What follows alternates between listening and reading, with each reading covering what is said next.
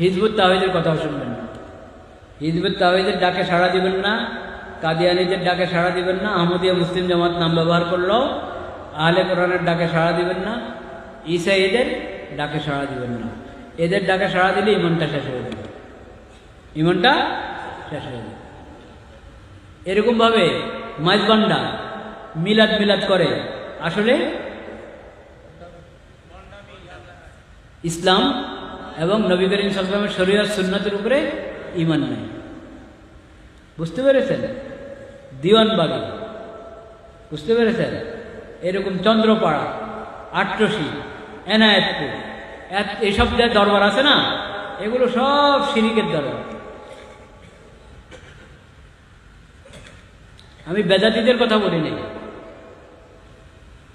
বেদাতি বা কিছু গুমরাহি আছে, পথভ্রষ্ট, ওদের কথা বলি না। আমি একবারে সরাসরি যারাই যতই দাবি করক মিলাদ আর ইমান, আবার এই দুরুদ পড়ক, যা পড়ক, কিন্তু এদের আকিদা বিশ্বাস হলো অনেক কুফুরি আকিদা বিশ্বাস। তাদের মধ্যে ইসলামের সাথে এদের সম্পর্ক নেই, যতই ইসলামের নাম নেই।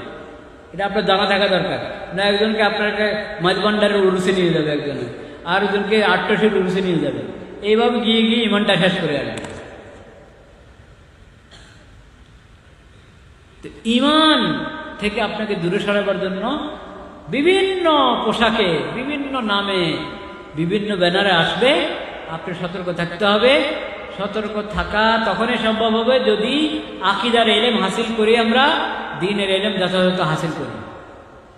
এখানে যেরকম বাচ্চাদের জন্য নুরানি আছে না, বড়দের জন্য নুরানি লাগবে কিনা? হ্যাঁ, তো বলছেন যে হুজুর, হুজুর বড়দের জন্য নুরানি খোলেন। হুজুরে তো তবলিগের চিল্লায় অনেককে নিয়ে যান, সেভাবেও কিছু শিখে, কিন্তু পুরা শেখা হয় না। ফরজ এলেম পুরা শুধু চিল্লাতে শেখা হয় না। চিল্লা লাগান, অবশ্যই লাগান।